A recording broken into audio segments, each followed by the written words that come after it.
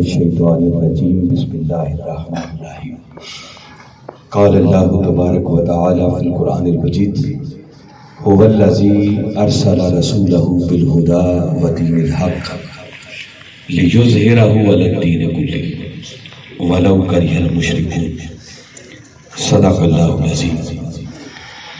واجب الاحترام جناب محترم محمد ذوالقرنین ناظم تحریک منہاج القرآن سمندری اور قابل صد احترام جناب محترم سرفراز صدر پاکستان عوامی تحریک سمندری اور قابل صد احترام جناب محترم محمد عمران بسوال صاحب جنرل سیکرٹری پاکستان عوامی تحریک سمندری اور قابل صد احترام جناب محترم شعیب احمد صاحب صدر تحریک منہاج القرآن PP104 اور قابل صد احترام جناب محترم امتیاز احمد صاحب ناظم تحریک منہاج القرآن PP104 اور قابل صد احترام جناب محترم رانا عبدالمجید صاحب نائب صدر تحریک منہاج القرآن سمندری اور اس کے علاوہ ہمارے محترم میاں محمد اصغر صاحب، محترم شیخ زبیر صاحب، محترم رضوان وارسی صاحب اور دیگر بہت سارے سٹیج پر اور پنڈال میں موجود ہمارے جملہ فورم سے تعلق رکھنے والے جملہ قائدین، ذمہ داران، عہدیداران، رفقاء، وابستگان، معزز مہمانان گرامی اور دیگر قابل صد احترام حاضرین مکرم، اللہ رب العزت کا لاکھ لاکھ شکر ہے کہ جس نے اپنی توفیق خاص اور حضور نبی اکرم صلی اللہ علیہ وآلہ وسلم کے نالین مبارک کے تصدق سے ہمیں آج کی اس نہایت ہی بابرکت نشست میں حاضر ہونے کی توفیق عطا اور جس حسن نظم، جس خوبصورتی اور جس محبت اور ذوق و شوق کے ساتھ آج کی اس نشست کا اہتمام کیا گیا ہے، اس میں میں تحریک منہاج القرآن سمندری کے ذمہ داران کو بالعموم اور PP104 مامو کانجن کے علاقہ کے تحریک منہاج القرآن اور دیگر فورمز کے جملہ ذمہ داران کو، عہدیداران کو اور رفقاء کو اگر کروڑہا مرتبہ بھی مبارکباد پیش کروں تو میں سمجھتا ہوں کم ہے۔ میں آپ احباب کو مبارکباد پیش کرتا ہوں اور دعا گو کہ اللہ رب العزت آپ کی اس کاوش کو اپنی بارگاہ میں شرف قبولیت عطا فرمائے۔ اور دوسری مبارکباد اس بات کی کہ الحمدللہ ابھی مجھے امتیاز صاحب بتا رہے تھے کہ ہمارے اس ایریے کے اندر 9 یونین کونسلز ہیں اور 6 آپ کی وارڈز بنتی ہیں جو مامو کانجن اور 509 کو ملا کر آپ نے بنائی ہے۔ کل یہ 15 آپ کے ایریاز بنتے ہیں اور 15 میں سے 14 کی باقاعدہ تنظیم سازی مکمل ہو۔ آپ اپنے لیے کلیپنگ کر سکتے ہیں، اجازت ہے اس پر بھی آپ احباب کو مبارکباد پیش کرتا ہوں۔ اور یہ انتہائی خوش آئین بات ہے کہ تھوڑے سے وقت کے اندر اور میرے خیال میں جہاں باقی ساری ٹیم کی اس میں محنت موجود ہے جس کا انکار نہیں، اگر اجازت دیں تو میرا خیال یہ ہے کہ اس میں تھوڑی تھوڑی کرامت شاید رانا عبدالمجید صاحب کی بھی ہے، ان کے آنے میں صحیح کہہ رہا ہوں۔ تو الحمدللہ یہ 14 ایریاز میں آپ کی تنظیموں کا مکمل ہو جانا یہ واقعتاً کسی کرامت سے کام نہیں۔ اور پھر ہمارے نئے ذمہ داران اور عہدیداران آج کی سیٹنگ میں تشریف لائے ہوئے ہیں، جیسے ابھی مجید صاحب بتا رہے تھے کہ یہ کوئی عوامی جلسہ نہیں ہے، اگر عوامی اجتماع کرتے تو ممکن ہے یہ حال بھی کم پڑ جاتا ہے۔ یہ خالصتاً ہمارے ذمہ داران اور عہدیداران کی نشست ہے، اس لیے میں بارے دیگر جن ہمارے ثنا خوان رسول صلی اللہ علیہ وسلم کو موقع نہیں مل سکا، نعت ہمارا ایمان ہے، ہم نعتیں پڑھتے بھی ہیں اور ہم نعتیں سنتے بھی ہیں، یہ ہمارا ذوق ہے۔ مگر جس طرح کی اس وقت سیٹنگ ہے، آگے میں وقت دیکھ رہا ہوں، ابھی بعد میں عصر کی نماز بھی ہم نے ادا کرنی ہے، تو وہ اگر اس سسٹم میں ہم آگے داخل ہو جاتے تو شاید پھر اگلا وقت بہت کم رہ جائے۔ تو میں امید کرتا ہوں کہ کوئی شخص بھی مائنڈ نہیں کرے گا، بلکہ میں امید کرتا ہوں کہ آپ اس کو بہتر پائیں گے۔ دوسرا، میں نے کھڑے ہو کے گفتگو نہیں کی، اس پر میں معذرت ہوں۔ جب بندہ کھڑا ہو کے خطاب کرتا ہے تو پھر وہ جوش آ جاتا ہے، اور جب جوش آتا ہے تو پھر ہوش چلا جاتا ہے. اور میں چاہتا ہوں کہ آج جوش کی بجائے چند ہوش اور یہ عوامی جلسہ نہیں ہے تو عوامی خطاب نہیں، بلکہ آج آپ سے چند خاص باتیں، چونکہ بہت سارے ہمارے نئے عہدیداران ہیں. یہ سارا تنظیمی سیٹ اپ یہ 2-3 ہفتوں کے اندر مکمل ہوا ہے، اس پر توجہ دی ہے ہمارے ساتھیوں نے. تو میں انہی ساتھیوں کو مد نظر رکھتے ہوئے کہ ان کو یہ جو عظیم ذمہ داری ملی ہے، تحریک منہاج القرآن کے پلیٹ فارم پر کوئی صدر بنا ہوگا، کوئی ناظم بنا ہوگا، کوئی ناظم ممبرشپ ہوگا، کوئی ناظم دعوت ہوگا، کوئی ناظم نشر و اشاعت ہوگا، کوئی ناظم تربیت ہوگا، کوئی ناظم ویلفیئر ہوگا، مختلف ذمہ داریاں ملی ہیں.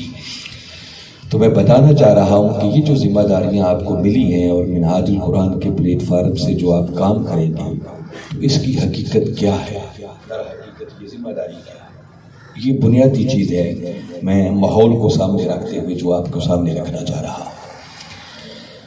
سچی بات یہ ہے کہ منہاج القرآن کے پلیٹ فارم سے تاجدار کائنات صلی اللہ علیہ وسلم کے لائے ہوئے دین کی سربلندی کے لیے یہ جو محنت ہو رہی ہے، اگر آپ اس پر میرا عقیدہ جاننا چاہیں، میرا ایمان جاننا چاہیں کہ میں اسے کیسے دوں، پھر میں کوشش کروں گا تھوڑا آپ کے سامنے اس کو ایلیبوریٹ کروں. تو فرائض کو چھوڑ کیا فرائض کو چھوڑ کر وہ ضروری ہیں، ان کی ادائیگی کے بغیر گزارا نہیں ہے. جیسے فرض نماز آ گئی، زکوٰۃ آ گئی، روزے ہیں، حج ہیں، یا اور اللہ نے جو فرائض ہمارے اوپر عائد کیے ہیں جن کا ادا کرنا ضروری ہے. پھر ان کے علاوہ آپ دیکھتے ہیں کہ لوگ نوافل ادا کرتے ہیں، نفلی نمازیں پڑھتے ہیں، تہجد ادا کرتے ہیں، چاشت پڑھتے ہیں، یا اور خیر کے کئی کام کرتے ہیں. تو میں ایک بڑا جملہ کہہ رہا ہوں تاکہ آپ متوجہ ہو جائیں میں کتنی بڑی بات کہنے لگا. یاد رکھیں کہ میرے نزدیک یہ جو منہاج القرآن کے پلیٹ فارم سے کملی والے آقا صلی اللہ علیہ وسلم کے لائے ہوئے دین کی سربلندی کا کام ہے، یہ آپ کی کروڑ تہجدوں سے بھی بڑھ کر ہے. میں نے کیا کہا ہے؟ یہ کروڑ نفلی عبادت سے یہ محنت، یہ جو کچھ ہم کرتے ہیں، یہ ہماری عبادت ہے، یہ ہماری ریاضت ہے، یہ ہمارا مجاہدہ ہے. اور آپ کا بھی یہی ایمان اور عقیدہ ہونا چاہیے جن کو یہ ذمہ داریاں ملی ہیں. اب کسی کے ذہن میں خیال آ رہا ہوگا کہ شاید علامہ صاحب نے کوئی جوش خطابت میں بات کر دی ہے. تو دیکھیے جوش میں تو میں ابھی آیا اور اسی لیے میں نے کھڑے ہو کے بھی بات نہیں کی کہ کہیں جوش کی وجہ سے ہوش نہ جاتا ہے. تو میں نے علی وجہ البصیرت پوری ذمہ داری کے ساتھ بہوش و حواس. اب آپ کو سمجھاتا ہوں کہ یہ بات میں نے کیوں کی ہے. دیکھیے جو آیت کریمہ میں نے عنوان گفتگو کے طور پر تلاوت کی، یہ کلمات قرآن پاک میں 3 مقام باری تعالیٰ نے ارشاد یہ فرمایا، هو الذی ارسل رسولہ بالہدی ودین الحق. فرمایا اللہ وہ ہے جس نے اپنے رسول مکرم صلی اللہ علیہ وسلم کو ہدایت اور دین حق کے ساتھ. مگر کیوں بھیجا؟ آگے فرمایا لیظہرہ علی الدین کلہ. بھیجا اس لیے تاکہ اس کا یہ رسول اس دین حق کو دنیا کے سب باطل نظاموں پر غالب کرے. یہ بات باری تعالیٰ نے ایک مرتبہ نہیں بلکہ کتنی مرتبہ کی؟ 3 مرتبہ کی. یہاں تک سیم کلمات ہیں تینوں مقام. باری تعالیٰ فرما رہے ہیں کہ اللہ وہ ہے، اپنا تعارف بھی کروا رہے ہیں اور اپنے رسول کو بھیجنے کا مقصد بھی بتا رہے ہیں کہ اللہ وہ ہے جس نے اپنے رسول مکرم صلی اللہ علیہ وسلم کو ہدایت اور دین حق کے ساتھ بھیجا. کیوں بھیجا؟ تاکہ یہ رسول اس دین حق کو دنیا کے سب باطل نظاموں پر غالب کرے. ایک تو اس آیت کریمہ سے جو بات ثابت ہو رہی ہے نا، وہ یہ کہ اللہ کا منشا یہ ہے کہ وہ اس دین حق کو دنیا کے سب باطل نظاموں پر غالب دیکھنا چاہتا ہے.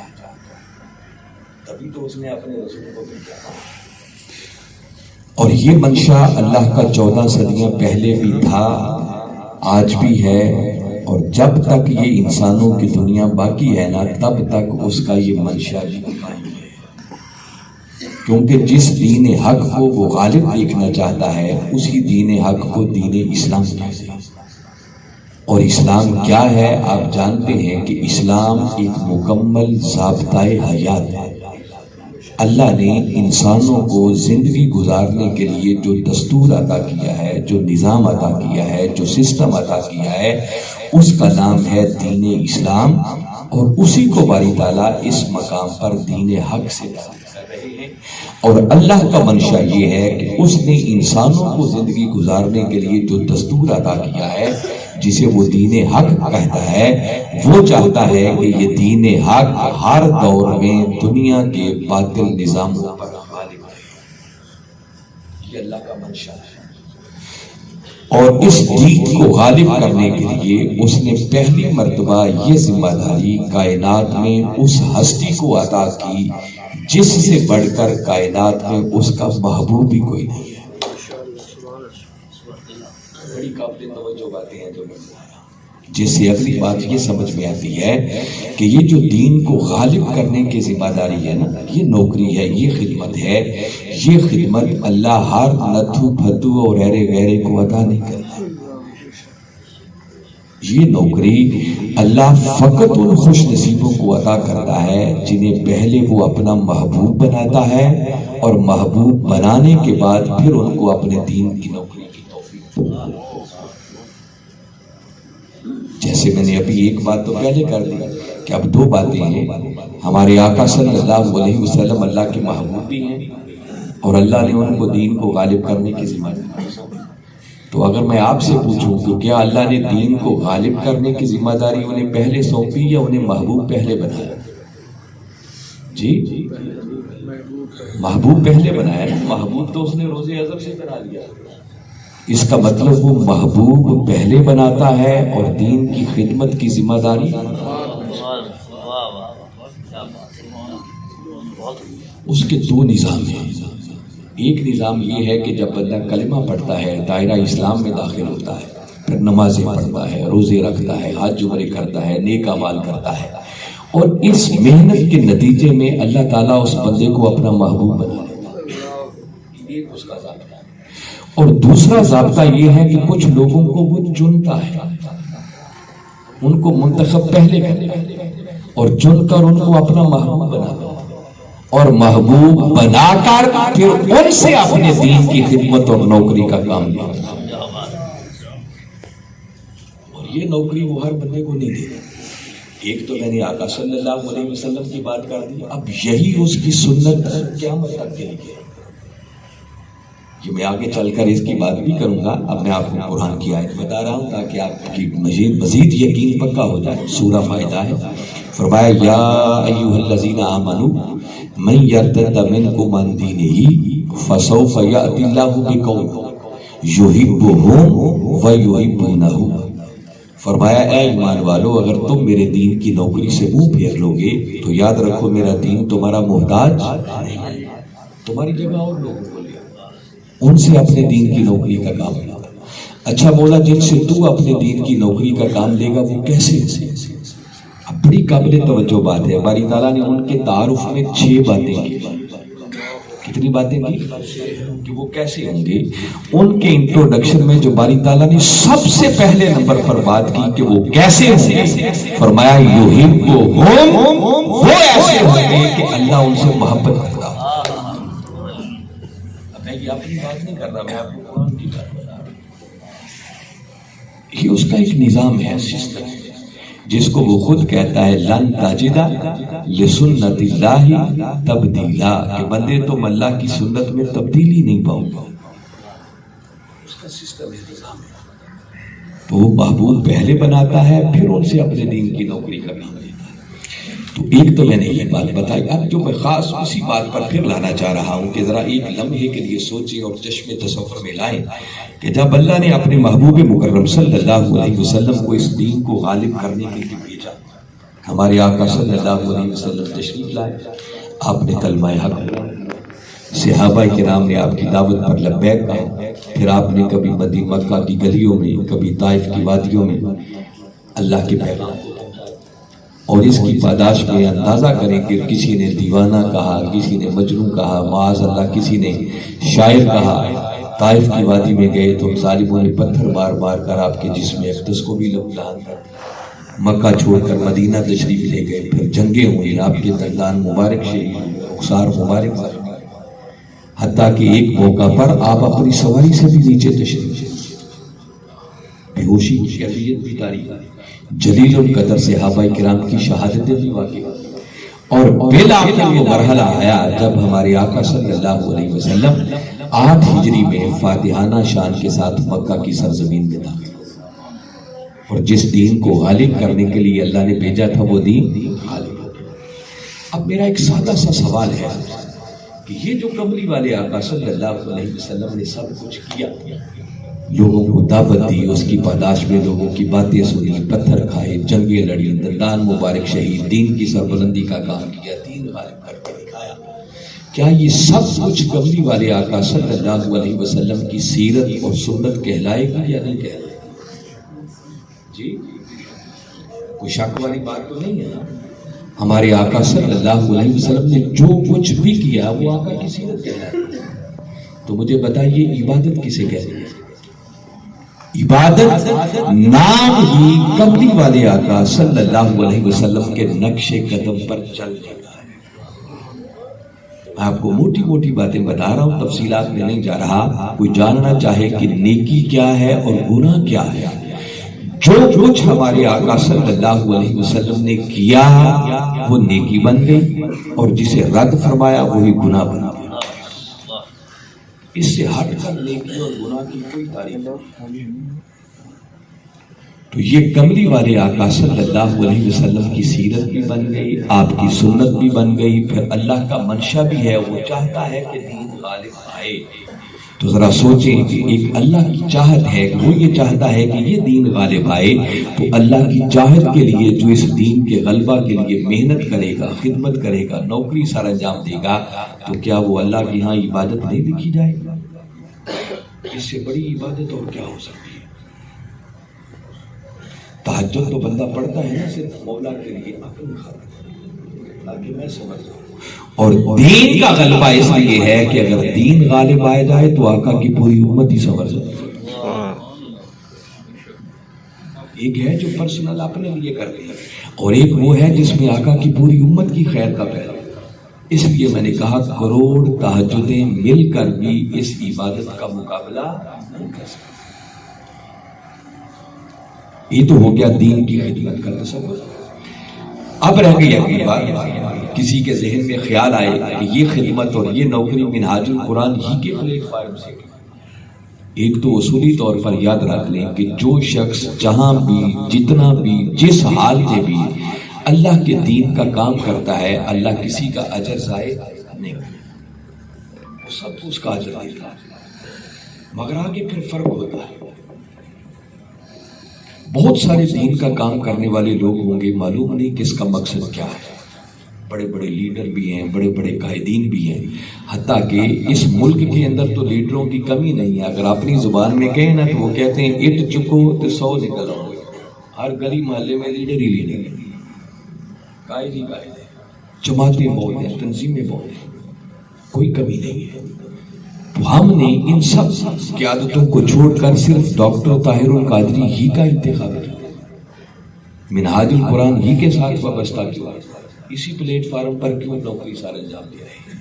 سن لیں، بہت سے لوگ ایسے ہوتے ہیں، ایک ہے دین کی روٹین کی خدمت، کسی نے مسجد بنا لی، نیکی کا کام، کوئی مدرسہ بنا دیا، وہاں طلبہ پڑھ رہے ہیں، وہاں بچوں کی خدمت کر دی، الغرض اس طرح کے ہزاروں کام لوگ کر رہے ہیں، اللہ اس پر بھی اجر عطا کرتا ہے۔ یہ نیکی کے کام ہے، خیر کے کام ہے، کسی کام کا بھی انکار نہیں ہے۔ نماز پڑھنا، روزے رکھنا، حج کرنا، عبادت، یہ ساری عبادتیں کہلاتی ہیں، مگر یہ جتنا کام ہے نا جس کا تعلق اللہ کے حقوق کے ساتھ ہے اور دوسرا پہلو ہے اللہ کے بندوں کے حقوق کے ساتھ، میں بڑی تفصیلات کو چھوڑ رہا ہوں چونکہ وقت تھوڑا ہے، اس سارے کو اگر ملا لینا حقوق اللہ اور حقوق العباد، اسے کہتے ہیں معمول بہی دین۔ کیا کہتے ہیں؟ پر بولیں ایک بار، معمول بہی، یہ روز مرہ کا دین ہے جس کو ہم پریکٹس کرتے ہیں، جس پر عمل کرتے ہیں. اور ایک دین کی ٹرمینالوجی اور بھی ہے، اس کا اسپیکٹ اور بھی ہے، جس کو کہتے ہیں معیاری دین. کیا کہتے ہیں؟ وہ دین کیا ہے؟ وہ دین کا اگلا پہلو یہ ہے کہ جب دین کی قدریں مٹ رہی ہوں، دین زوال کا شکار ہو، لوگوں کے حقوق پامال ہو رہے ہوں، کسی کو انصاف نہ مل رہا ہو، کسی کو اس کا جائز حق اس کی دہلیز پر نہ مل رہا ہو، اللہ اور اس کے رسول کے دین کی حدوں کو توڑا جا رہا ہو، سارے عام شراب نوشی ہو، زنا ہونا شروع ہو جائے، عصمت ریزی ہونا شروع ہو جائے، جب دین کی قدریں یوں مٹ رہی ہوں تو اس وقت اس دین کی اقامت کے لیے، دین کے غلبہ کے لیے، دین کی مٹتی ہوئی قدروں کو بچانے کے لیے، دین کے تحفظ کے لیے میدان عمل میں نکلنا، یہ وہ دین ہے کہ جب اس طرح کا کڑا وقت دین پر آ جائے تو شاید پھر باقی عبادتیں پیچھے رہ جاتی ہیں، اور دین کی اقامت کے لیے میدان عمل میں نکلنا یہ بندے پر فرض.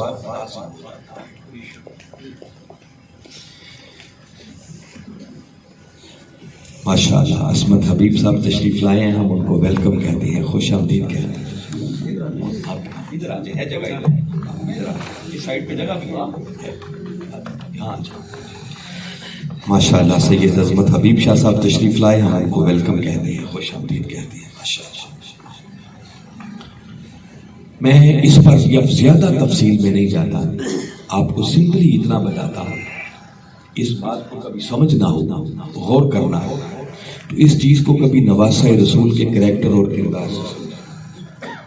نواسہ رسول کوئی عام ہستی نہیں ہے، یہ وہ ہستی ہیں کہ جن کو خواجہ اجمیر نے دین قرار دیا.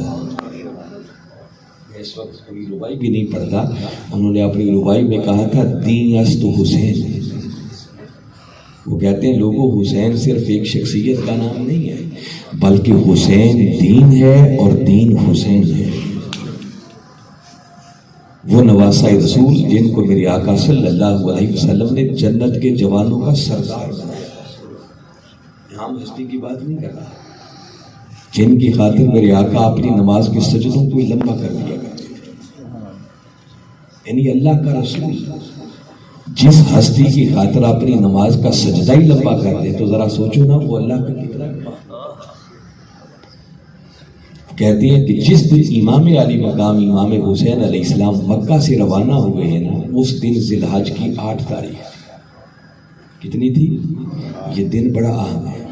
اطراف و اکناف سے لوگ اپنے علاقوں کو چھوڑ کر حج کرنے کے لیے مکہ میں جمع ہو رہے ہیں، اور 8 ذی الحج کی صبح یہ وہ صبح ہے جس صبح سے باقاعدہ حج کے مناسک شروع ہوتے ہیں.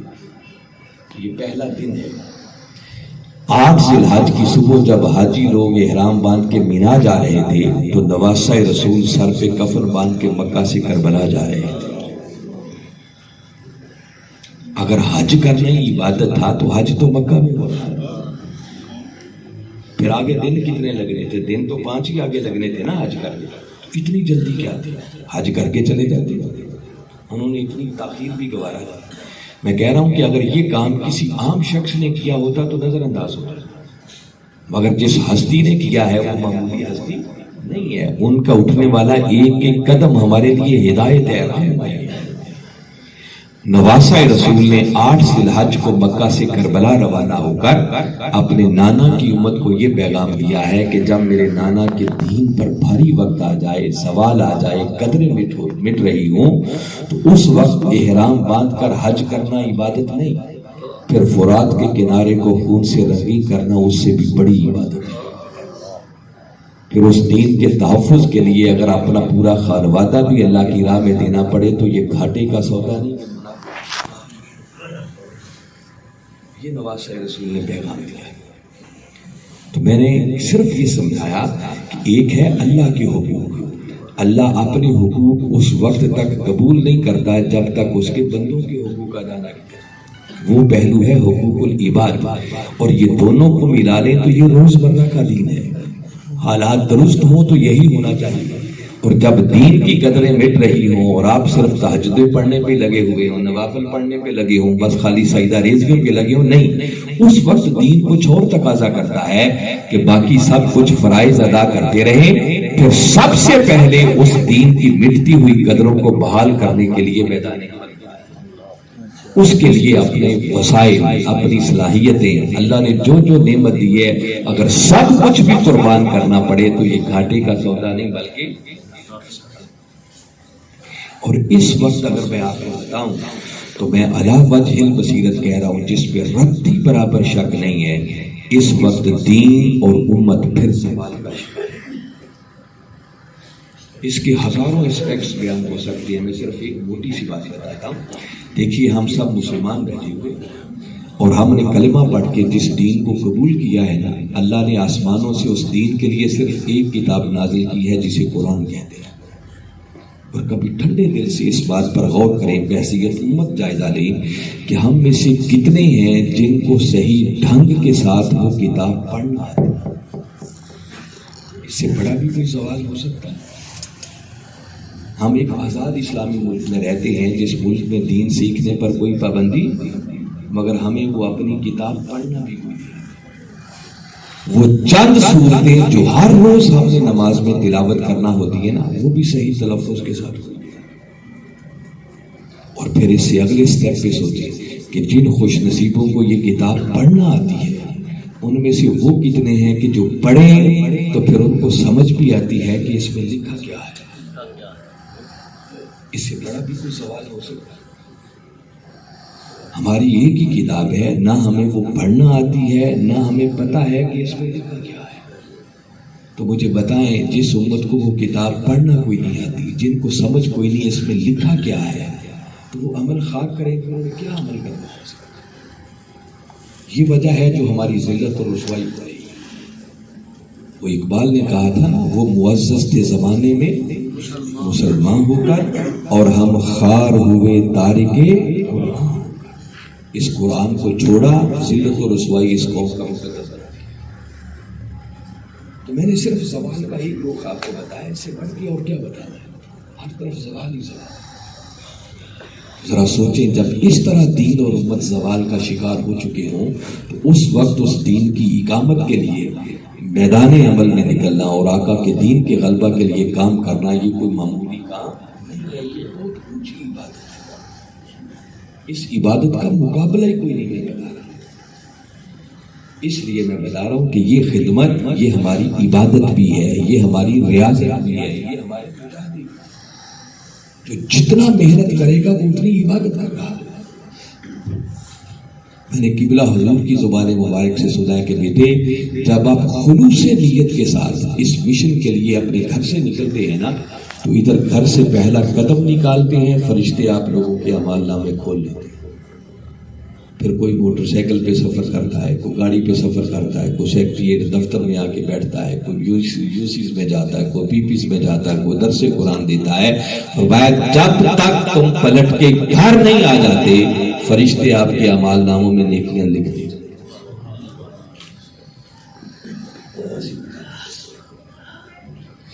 اچھا، میں اگلی بات یہ بتا رہا تھا کہ بہت سارے ایسے بھی لوگ ہیں جو دین کے غلبے کا کام کرتے ہوں گے، نام بھی لیتے ہوں گے، انقلاب کے بھی بڑے نعرے لگاتے ہوں گے. نعرے لگانا تو کوئی مشکل کام نہیں ہے. بہت سارے ایسے لیڈر ہوتے ہیں جو اپنے ارد گرد کے ماحول سے متاثر ہو کر حادثاتی طور پر لیڈر بنتے ہیں. مگر یاد رکھیں، طاہر القادری کوئی حادثاتی لیڈر نہیں. اللہ نے اس مرد کلندر کو پیدا ہی اس مقصد کے لیے کیا ہے کہ دین اور امت پر آنے والے زوال کو پھر سے عبور کرے. چونکہ آپ منہاج القرآن سے ریلیٹڈ لوگ بیٹھے ہیں، عوام نہیں ہیں، مجھے یہ بات آپ لوگوں کو سمجھانا مشکل نہیں ہے، بلکہ آپ میں سے اکثر اس باتوں کو جانتے ہوں گے. میں تو صرف یاد دہانی کروا رہا. حضور شیخ الاسلام ابھی پیدا بھی نہیں ہوئے تھے تو آپ کے والد گرامی حضرت ڈاکٹر فرید الدین قادری رحمۃ اللہ تعالیٰ علیہ نے حرم پاک کے اندر مقام ملتزم پر کھڑے ہو کر خانہ کعبہ کے غلاف کو تھام کر اللہ کی بارگاہ میں دعا کی تھی کہ مولا ایک ایسا بیٹا عطا کر جو تیرے محبوب کے لائے ہوئے دین کی ایسی خدمت کرے کہ اس دین کا جھنڈا پوری دنیا پہ لہرا جائے. یہ بات کتنے لوگوں کو معلوم ہے؟ کوئی ہیں یہاں بیٹھے ہوئے جنہوں نے یہ بات پہلے سنی؟ الحمدللہ درجنوں لوگ اس بات کے گواہ. پھر یہ دعا قبول ہوئی اور کملی والے آقا صلی اللہ علیہ وسلم نے بشارت دی کہ فرید الدین اللہ آپ کو بیٹا عطا کرے گا، اس کا نام طاہر رکھنا۔ اس کے علاوہ کیا کیا کرم نوازیاں ہوئی آپ کو اس تفصیل میں نہیں جانا چاہتا، تو وہ میں بتا رہا ہوں کہ حادثاتی طور پر لیڈر نہیں بنے۔ مجھے 3.5 سال جھنگ میں رہنے کا موقع ملا اور اس سٹے کے دوران میری ان لوگوں سے ملاقات ہوئی جو قبلہ حضور کے بچپن کے ساتھ، اور میں نے اپنے کانوں سے ان سے سنا، وہ کہتے ہیں کہ حضور شیخ الاسلام ابھی پرائمری اسکول میں پڑھتے تھے۔ اس عمر کے اندر بھی پرانی عیدگاہ والے محلے میں جو آپ کا گھر ہے، اس گھر کے کونے پر آپ کے دادا جان نے ایک پتھر لگایا ہوا تاکہ ٹریفک گزرے تو مکان کو نقصان نہ ہو۔ تو کہتے اس ایج میں بھی آپ اس پتھر پہ چڑھ جاتے، گلی محلے کے بچے اور اپنے کلاس فیلوز کو اکٹھا کر لیتے اور انقلابی خطاب، اور اس وقت فرماتے کہ میں اپنے آقا کے دین کے لیے اتنی محنت کروں گا، اتنی جدوجہد کروں گا کہ اس دین کا جھنڈا پوری دنیا میں سربلند ہو۔ ہمارے پھر کئی ایسے لوگ بیٹھے ہوں گے جو پروفیسر صاحب کی 1973 کی لکھی ہوئی ڈائری کے چشمدید گواہ ہیں، انہوں نے دیکھی ہوگی وہ ڈائری ریکارڈ پر موجود، جس میں انہوں نے پورا نقشہ کھینچا کہ میں اپنے آقا کے دین کی سربلندی کے لیے باطل قوتوں کو للکاروں گا، میدان عمل میں نکلوں گا۔ شروع میں لوگوں کو بات بڑی عجیب لگی، لوگ میرا ٹھٹھا کریں گے، استہزاء کریں گے، مذاق اڑائیں گے، مگر دنیا کی کوئی طاقت میرے اٹھتے ہوئے قدموں کو روک نہیں سکے گی۔ اور وہ وقت آئے گا جب اس دھرتی پر انقلاب کا سویرا طلوع ہوگا، مسلم کامن ویلتھ کا قیام عمل میں آئے گا، اور وہ وقت آئے گا جب امت مسلمہ کی تقدیر کے فیصلے امریکہ اور واشنگٹن میں ہونے کی بجائے گنبد خضرا کے سائے میں۔ تفصیل ہے، انہوں نے پورا ایک نقشہ کھینچا ہوا ہے اس کے لیے، کیا قربانیاں دینا پڑیں گی، کیسے ہوگا کیا۔ ہم جب لاہور جامعہ اسلامیہ منہاج القرآن میں پڑھتے تھے تو کئی بار قبلہ حضور ہم سے طلبہ سے نشست فرماتے، یہ وہ وقت تھا جب پاکستان سے باہر ابھی کوئی ہماری تنظیم نہیں، باہر وجود ہی نہیں تھا ہمارے پیچھے۔ تو جب ہم سے نشست کرتے تو ہمیں فرماتے بیٹے اپنی تعلیم پر توجہ دیا کرو، دھیان سے پڑھا کرو، آپ لوگوں سے بڑے بڑے کام لینے ہیں۔ اس وقت فرماتے کسی کو امریکہ میں ڈائریکٹر بناؤں گا، کسی کو کینیڈا بھیجوں گا، کسی کو لندن بھیجوں گا، کسی کو فرانس بھیجوں گا، کسی کو جرمنی بھیجوں گا، اور ہم ایک دوسرے کے چہرے تکتے تھے کہ اچھا ہم ڈائریکٹر بن کے جائیں گے، اور آج وقت نے وہ ثابت کرنا۔ ابھی ہمارے ساتھی جن کا ذکر کر رہے تھے علامہ محمد افضل سعیدی صاحب، ہمارے مرید والا 197 کے رہنے والے، جامعہ کے پڑھے ہوئے، اور بریڈ فورڈ کے اندر انہوں نے ایک انقلاب برپا کیا ہوا۔ اجازت کتنی جگہ ہے جو وہ مدینہ تو زہرا بن رہا ہے کمپلیکس، آپ اندازہ کریں بریڈ فورڈ جسے منی پاکستان کہتے ہیں، بریڈ فورڈ شہر کے اندر یو کے میں 1 ایکڑ زمین پر ایک عظیم الشان اسلامی مرکز بنانا کوئی آسان کام بن رہا ہے اور ان قریب کمپلیٹ ہوئے گا۔ یو کے درجنوں شہروں کے اندر منہاج القرآن کی عظیم الشان مرکز، جو میں نے بتایا نا کہ اس وقت ان کے سینکڑوں تلامذہ ایسے ہیں جو بڑی بڑی ذمہ داریوں پر ڈالے، اور مجھ جیسا نکما سا شخص جو نہ 3 میں ہے نہ 13 میں، اس منہاج القرآن کے پلیٹ فارم سے 35 ممالک تو میں خود وزٹ کر چکا۔ لندن عظیم الشان ہمارا مرکز ہے جو سینما ہال خرید کے مرکز بنا، 2 سال مجھے رہنے کا موقع ملا۔ میں بتا رہا ہوں کہ جو کچھ اس مرد کلندر نے کہا ہے نا وہ ویسے ویسے ہو گیا ہے۔ اور اگلی بات سنیں، بہت سی باتیں وہ شخص کہتا ہے جو قوم کو سمجھ میں نہیں آتی، مگر تھوڑا ہی وقت گزرتا ہے تو پھر ہر شخص کہتا ہے نہیں طاہر القادری جو کہتا تھا ٹھیک کہتا تھا۔ ہر کسی کی زبان پر جس طرح یہ ساری باتیں ثابت ہوتی جا رہی ہیں نا، اسی طرح یاد رکھیں اچانک ایک وقت آئے گا جب آپ کے کان سنیں گے کہ اس دھرتی پر اس مرد کلندر کی قیادت میں انقلاب کا سویرا طلوع،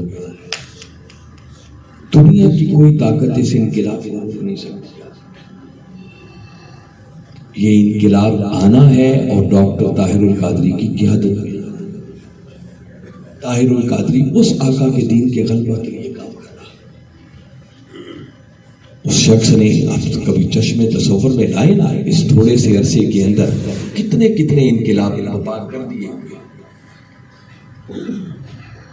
یعنی مجھے یاد ہے میں ہوش کی بات کر رہا ہوں کہ ہم مسجدوں میں جاتے تھے اور علماء کی تقریریں سنتے تھے نا جاتے تو علماء برکت کے لیے صرف قرآن پاک کی ایک آیت پڑھتے تھے اپنے خطبے میں عنوان کے طور پر اور شاید آگے پوری تقریر کے اندر ان کو ترجمہ کرنے کا بھی موقع کوئی نہیں ملتا. پھر آگے بس روایات کی سے کہانیاں شروع ہو جاتی. اس صدی کے اندر اگر علماء کو قرآن اور حدیث کے دلائل سے مزین گفتگو کرنے کا سلیقہ سکھایا ہے تو وہ ڈاکٹر طاہر القادری نے سکھایا. اس شخص نے 1200 کے لگ بھگ کتابیں ہیں جو قرآن اور حدیث پر چھوٹے چھوٹے قاعدے نہیں لکھے, کئی کئی جلدوں پر مشتمل کتابیں.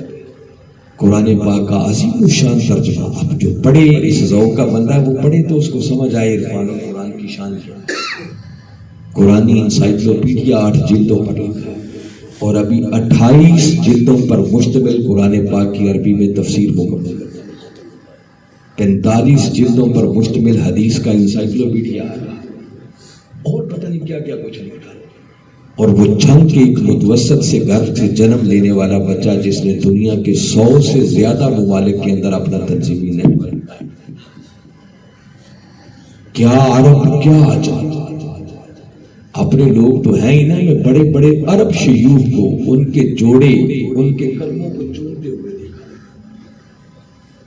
ہم نبیوں کو کیا پتا طاہر القادری کس نعمت کا. یہ پوچھنا ہو تو آپ کے پڑوس میں صوفی برکت علی لدھیانوی آرام فرما ہے, کبھی ان کے احوال پڑے ہو سکتے. یہ 95 کی بات ہے جب قبلہ حضور ابھی موبائل ٹیلی فون بھی نہیں نکلے تھے اور میری خوش نصیبی کی اس رات کا سٹے قبلہ حضور کا 192 میں میری قریب آئی. واپس لاہور جانا تھا تو لاہور جاتے ہوئے چونکہ دالووال سے گزرنا تھا اور اس وقت صوفی صاحب ابھی حیات تھے تو ساتھیوں سے کہنے لگے بھی جاتے ہوئے ان کی زیارت کرتے.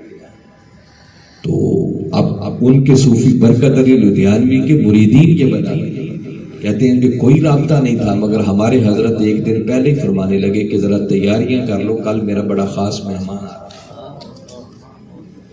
کہیں تو زیارت ان کی ہوئی ہوگی اور آپ کو معلوم ہے کہ ان سالوں کے اندر وہ ایک جذب کی کیفیت میں رہتے ہیں, کسی سے ملتے بھی نہیں تھے. کوئی ملنے جاتا تو 2 فرلانگ کے فاصلے سے دور ہی اسے روک دیتے, ہاتھ اٹھا کے دعا کرتے, وہیں سے واپس بھیج دیتے. تو تیاریاں کروائیں, صفائیاں کروائیں اور ایک وقت صبح 10-11 بجے کے قریب اپنی وصل جگہ چھوڑ کر جہاں ڈیرا تھا تو پل تھوڑا پیچھے بنا ہوتا تھا اس وقت, اس پل پہ آ کے چہل قدمی کر رہے تھے اور بار بار گھڑی دیکھتے تھے اور کہتے تھے ابھی تک آیا نہیں ہے. اور جیسے قبلہ حضور پہنچے ہیں گاڑی سے نیچے اترنے لگے, فرمانے لگے نہیں طاہر تم گاڑی میں بیٹھو گے میں تمہارے ساتھ پیدل چلوں گا. یہ تو کوئی ایسے آنکھ والوں سے پوچھو طاہر القادری کس نے لکھا ہے, ہم نبیوں کو کیا پتا. ان کے مرید ہیں خواجہ مستنیر صاحب, لندن مرکز میں ہمارے ایک پروگرام میں آئے اور انہوں نے اسٹیج پہ یہ باتیں سنی. وہ کہتے ہیں کہ میں اس وقت تک ڈاکٹر صاحب وہاں تشریف لائے ہیں تو کہتے قرآن محل کے اندر میری ڈیوٹی تھی. تو کہتے جب قرآن محل میں ڈاکٹر صاحب داخل ہونے لگے تو ہمارے صوفی برکت علی لدھیانوی صاحب ساتھ تھے, وہ جوتے اتارنے لگے, فرمانے لگے نہیں ڈاکٹر صاحب تم جوتوں سمیت. اور کہتے ان کی کیفیت یہ تھی کہ ان کے چہرے پر ان کی نظریں جمی ہوئی تھی اور ورد کی طرح ان کی زبان پر یہ کلمات جاری تھے, عارف باللہ ماشاءاللہ, عارف باللہ ماشاءاللہ, عارف باللہ ماشاءاللہ. یہ جملے صوفی برکت علی لدھیانوی کی تو بات ہے. کبھی کسی ایسے سے پوچھے طاہر القادری کس نعمت کا. طاہر القادری جیسے لوگ روز روز پیدا نہیں ہوتے, یہ صدیوں بعد پیدا ہوتے ہیں ایسے لوگ. تو وہ اس دین کے غلبہ کا کام لے کے چل رہے ہیں اور ہر دور کے اندر میں نے بتایا نا کہ اللہ کا منشا آج بھی قائم ہے. وہ چاہتا ہے کہ یہ دین حق غالب آئے اور ہر دور میں 14 صدیاں ہمارے سامنے ہیں. یہ حق و باطل کی جنگ, عروج و زوال کا سلسلہ قیامت تک جاری رہے. یہ کوئی 14 صدیاں پہلے ختم نہیں ہو گئی اور جب یہ دین پر زوال آیا ہے اب 14 صدیوں کو سامنے رکھے تو اللہ نے کسی نہ کسی مرد کلندر کو بھیجا جس نے پھر کملی والے آقا صلی اللہ علیہ وسلم کی سیرت اور سنت کی اتباع میں محنت کی اور اس زوال کو پھر سے عروج میں بدلا. اور آئندہ جب بھی زوال آئے گا تو اللہ ہر دور میں کسی نہ کسی مرد کلندر کو بھیجے گا جو پھر سے اس زوال کو عروج بنا دے گا، اور خوش نصیب ہوں گے وہ لوگ جو اس مرد کلندر کے دست و بازو بن کر اس وقت آقا کے دین کی سربلندی کے کام میں اپنا حصہ ڈالیں۔ ایک بات اور بھی یاد رکھ لیں، چونکہ آپ عہدے داران ہیں، نئی ذمہ داریاں ملی ہیں، ایک بات یاد رکھ لیں کہ اللہ، اس کا رسول صلی اللہ علیہ وسلم، دین اور انقلاب یہ بندوں کے محتاج نہیں ہے، یہ کسی تحریک کے محتاج نہیں ہے، یہ کسی تنظیم کے محتاج نہیں ہے، کسی افرادی قوت کے محتاج نہیں ہے۔ جب اللہ نے چاہا، فیصلہ کر لیا نا کہ اس دھرتی پر انقلاب آنا چاہیے، تو بھلے سے ہم میں سے کوئی تنکا بھی نہ ہلائے، آپ سو کے اٹھیں گے صبح انقلاب آپ کے دروازے پر، ہر چیز کا مالک ہے، قادر ہے، ان اللہ علی کل شیء قدیر، وہ ہر چیز پر قادر ہے، جب چاہے جو چاہے کر سکتا ہے۔ لہذا کبھی یہ باطل خیال آپ کے ذہنوں میں نہیں آنا چاہیے کہ شاید ہماری وجہ سے انقلاب آئے، انقلاب ہمارا محتاج نہیں ہے۔ اللہ تو وہ ہے جو ابابیلوں سے بھی کام لے لیتا ہے، اور ابابیلیں تو پھر بھی کوئی حیثیت رکھتی ہے نا۔ اللہ کے بندوں کی یہ شان ہے جو اس کی رضا پر پورا اترنے والے بن جائے نا۔ قرآن کہتا ہے لَهُمْ مَا يَشَاءُونَ عِندَ رَبِّهِمْ، ان بندوں کی شان یہ ہے کہ پھر وہ جو چاہتے ہیں اللہ انہیں کر دیتا ہے۔ چاہنے کا تعلق دل سے ہوتا ہے، اس کا معنی یہ ہے کہ ابھی ان کی خواہش الفاظ بن کر زبان تک بھی نہیں آتی، ابھی خواہش دل میں پیدا ہوتی ہے، اللہ پوری پہلے کر دیتا ہے۔ تو جس مولا کے بندوں کی یہ شان ہو تو سوچو اس مولا کی شان کیا ہے، اس کو کون کہنے کی بھی ضرورت نہیں پڑتی، یہ بھی صرف ہمارے سمجھانے کے لیے ہے کہ وہ کون کہتا ہے، وہ ان چیزوں کا بھی محتاج نہیں۔ جب اس نے چاہا نا کہ حالات بدلنے ہیں، انقلاب آنا چاہیے، تو ایسے ایک لمحے میں ہم میں سے کوئی دن کا بھی نہ ہلا ہے، تو میں بتا رہا ہوں سو کے اٹھیں گے انقلاب آپ کے دروازے پہ کھڑا۔ تو لہٰذا کبھی یہ باطل خیال سمجھ میں نہیں، اب ذہن میں نہیں آنا چاہیے کہ ہم ہیں کہ انقلاب نہیں، یہ سوچنے والا اپنے پیے کرائے پر پانی پھیر۔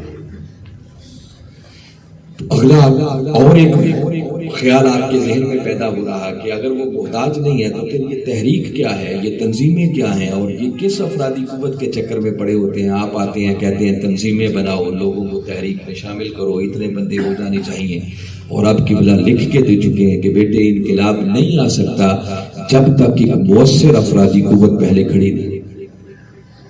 تو یہ کیا دھندا ہے، یہ کیا چکر ہے، پھر ہم یہ سب کچھ کیوں کرتے ہیں؟ ایک تو میں آپ کو بتاؤں کہ اللہ کی بارگاہ میں دعا کیا کریں کہ اللہ آپ شرح صدر عطا کریں۔ کیا؟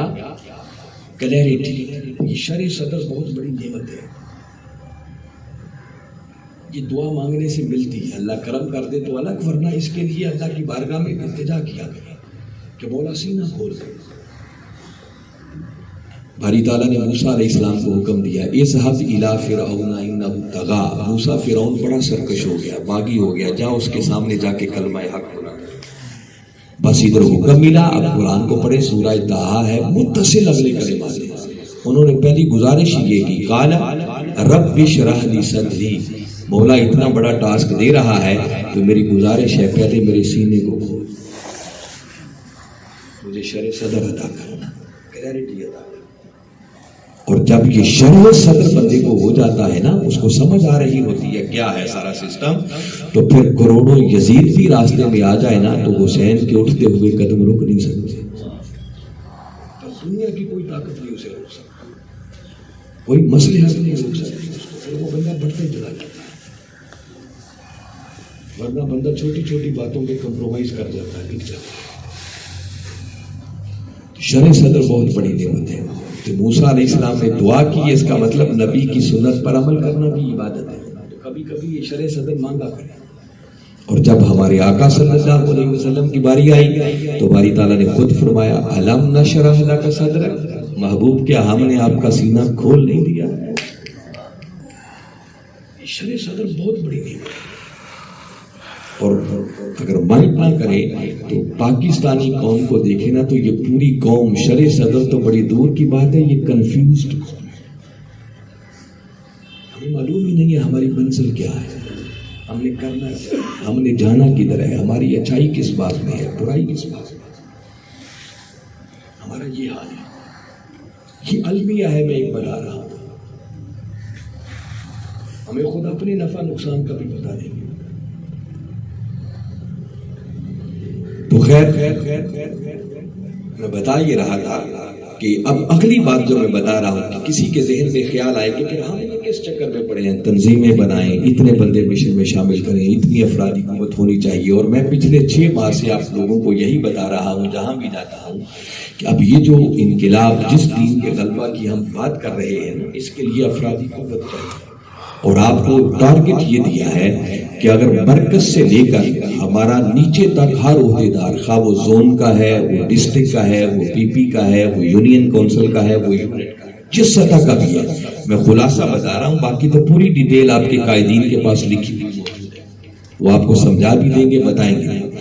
سادہ بتا رہا ہوں کہ اگر ہم ہر مہینے ایک نیا بندہ محنت کر کے مشن میں شامل کرتے رہے، تحریک کے ساتھ جوڑتے رہے، تو میرے مولا نے چاہا جو ایک ہمارا پلان ہے، اگلے 2.5 سالوں کے اندر اندر اللہ اس دھرتی پر انقلاب کا ماحول بنا دے گا۔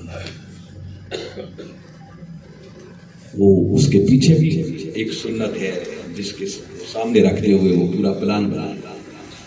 آپ کہیں گے کہ پھر یہ کیا چکر ہے جو میں بنیادی سوال کر رہا تھا کہ جب اللہ محتاج نہیں ہے، انقلاب محتاج نہیں ہے، تو ہم کن بندوں کو ڈھونڈتے پھر رہے ہیں، کن بندوں کی تیاری چاہیے، کون سی افرادی مدد ہے؟ سن لیں، یہ بھی کلیئرٹی ہونی چاہیے۔ اللہ محتاج نہیں ہے، وہ مالک ہے، وہ جو چاہے کر سکتا ہے، مگر مالک ہونے کے باوجود اس نے خود اپنے لیے بھی کوئی نہ کوئی ڈسپلن، کوئی دستور، کوئی نظام، کوئی سنت بنا رکھی، اور اس نے خود کو اس کا پابند بنایا ہوا ہے، خود بنایا ہوا ہے۔ میں ابھی ایک آیت شروع میں پڑھ رہا تھا جسے وہ اپنی سنت سے تعبیر کہتا ہے، اور وہ کہتا ہے لن تجد لسنت اللہ تبدیلا، کہ بندے تو اللہ کی سنت میں، اس کے طریقے میں کبھی تبدیلی، اس نے اپنے لیے بھی ایک ڈسپلن مقرر کر رکھا۔ اب آپ کو سمجھانے کے لیے بتاتا ہوں کیسے۔ مثلا ایک نئی جان نے اگر پیدا ہونا ہے تو اس کے لیے ضروری ہے کہ مرد اور عورت دونوں بچہ پیدا نہیں ہو سکتا، تو کیا خیال ہے اللہ میاں بیوی کا محتاج ہے؟ وہ چاہے تو پیدا کر سکتا ہے کہ نہیں، مگر اس نے یہ ڈسپلن ایک کام کر رکھا کہ نہیں ایسے ہی ہوگی، اس کے بغیر نہیں ہو سکتا۔ مگر کبھی کبھی وہ اپنی قدرت دکھاتا ہے کہ مجھے اس کا اتنا پابند اور مجبور بھی نہ سمجھ لینا، چاہوں تو عیسیٰ کو بغیر باپ کے بھی پیدا کر لیتا۔ آدم علیہ السلام کو اس نے تب پیدا کیا جب اس کی نہ ماں تھی نہ باپ تھا۔ حضرت حوا علیہ السلام کو اس نے تب پیدا کیا جب اس کی ماں ہی کوئی نہیں تھی۔ تو وہ مالک ہے، وہ جو چاہے جب چاہے کر سکتا ہے، مگر اس نے اپنے لیے بھی کچھ ڈسپلن مقرر کر رکھی، اور وہ کہتا ہے تو میں نے تبدیلی نہیں پاؤں گا۔ اور یہ کروڑوں مثالیں آپ کے ارد گرد ہیں جو آپ دیکھ سکتے ہیں، دیکھتے ہیں، مگر ہم غور نہیں کرتے، اس لیے تو وہ کہتا ہے کہ لوگوں کبھی اس کائنات پہ غور کیا۔ ایسی ہی ایک سنت اور ڈسپلن اس نے انقلاب کے لیے اور قوموں کے حالات بدلنے کے لیے بنایا، وہ قرآن میں اس نے بیان کیا، وہ کہتا ہے ان اللہ لا یغیر ما بقوم حتی یغیروا ما بانفسہم، جس کا ترجمہ کسی نے کیا ہے کہ خدا نے آج تک اس قوم کی حالت نہیں بدلی، نہ ہو جس کو خیال آپ اپنی حالت۔ کہتا میں بدل سکتا ہوں، جب چاہوں بدل سکتا ہوں، میرے لیے کوئی مشکل کام نہیں ہے، مگر میں نے اپنے لیے ڈسپلن بنا رکھا ہے کہ میں خود بھی حالات کسی قوم کے نہیں بدلتا جب تک قوم خود حالات بدلنے کے لیے تیار نہ ہو۔ یہ اس نے قرآن میں اعلان کیا۔ انقلاب خالی لیڈروں سے نہیں آتے، لیڈر جتنا اعلیٰ بھی کیوں نہ ہو، جب تک قوم تیار نہ ہو، اللہ کا طریقہ ہی نہیں ہے، سنت ہی نہیں ہے وہ حالات۔ میں ایک ہی مثال دیتا ہوں پھر قرآن پاک سے۔ موسیٰ علیہ السلام اولو العزم پیغمبر ہیں، اللہ نے قوم بنی اسرائیل کی آزادی کے لیے ان کو بھیجا، اور قرآن کی کئی صورتوں میں ہے، انہوں نے ایک ہی نعرہ فرعون کے سامنے جا کے لگایا تھا، ان ارسل معنا بنی اسرائیل، کہ فرعون کے بچے آئے اس لیے ہیں تاکہ قوم بنی اسرائیل کو تیری غلامی سے آزاد کر، مگر جب قوم غلامی کا شکار ہو جائے تو ایسی قوم کو کھڑا کرنا کوئی آسان کام کہ بڑا ٹف کام ہے، بہت مشکل ہے۔ شعور مردہ ہو چکے ہوتے ہیں، ان کو اپنے بھلے کی بات بھی سمجھ میں نہیں آتی، جو ان کے بھلے کی بات کریں وہ اسی کے خلاف ہو جاتے ہیں۔ اب وہ یہ قرآن کی بات میں بتا رہا ہوں کہ وہ بدبخت فرعون یہاں تک بھی ظلم کرتا تھا کہ ان کے گھر جو بیٹا پیدا ہوتا اسے ذبح کرواتا تھا۔ تو سوچیں جو ان کے بچوں کو ذبح کرواتا تھا تو اس کے علاوہ وہ اور کیا کیا کچھ کرتا ہوتا، اندر سوچ سکتا۔ موسیٰ علیہ السلام نے معلوم ہے کتنا زور لگایا ہوگا، کتنا سمجھایا ہوگا۔ وہ ہماری طرح معاذ اللہ سستی کرنے والے تو نہیں ہوں گے نا، اللہ کے پیغمبر ہے، ذمہ داری بھی نہیں، پھر خالی سمجھاتے نہیں تھے، ضرورت پڑتی تو معجزات بھی دکھاتے تھے، مگر قوم اٹھنے کے لیے تیار نہیں تھی اور نہیں اٹھی۔ بالآخر موسیٰ علیہ السلام کی محنت صرف اتنا رنگ لائی کہ اچھا اگر اس سے ٹکر نہیں لے سکتے ہو تو چلو راتوں رات اس کا ملک چھوڑ کے ہجرت ہی کر دیں، جان تو چھوٹے، قوم اس پہ مان گئی۔ پلانے کے مطابق رات کو نکلا، دن چڑھا، فرعون کو پتا چلا، اس نے فوجیں پیچھے لگا، تھوڑی دیر بعد وہ جا پہنچا۔ اب سچویشن ایسی بن گئی، آگے دریا تھا، پیچھے فرعون کا لشکر تھا۔ یہ صورتحال دیکھی تو قوم پھر موسیٰ علیہ السلام پر برس پڑی کہ موسیٰ مروا دیا، اب نہ آگے کے رہے نہ پیچھے کے رہے۔ اس وقت باری تعالیٰ نے اپنے پیغمبر کے ہاتھ پہ ایک معجزہ دیا۔ موسیٰ علیہ السلام نے دریا پہ عصا مارا، اللہ نے خشکی کا راستہ دے دیا، پوری قوم بحفاظت پار نکلی۔ جیسے فرعون لشکر سمیت پہنچا، دیکھا رستہ بنا ہوا، اس نے لشکر ڈال دیا، بس دریا کے بیچ میں گیا، اللہ نے موجوں کو ملایا اور قوم بنی اسرائیل نے اپنی آنکھوں سے دیکھا کہ فرعون لشکر سمیت غرق ہو گیا۔ اس سے بڑا کرم اس قوم پر کیا ہو سکتا؟ اب اللہ نے موسیٰ علیہ السلام پر ایک وحی بھیجی، اور وحی یہ بھیجی کہ موسیٰ اپنی قوم کو بتا دو کہ دشمن غرق ہو گیا، مشکل دن ختم ہو گئے، برے دن گئے۔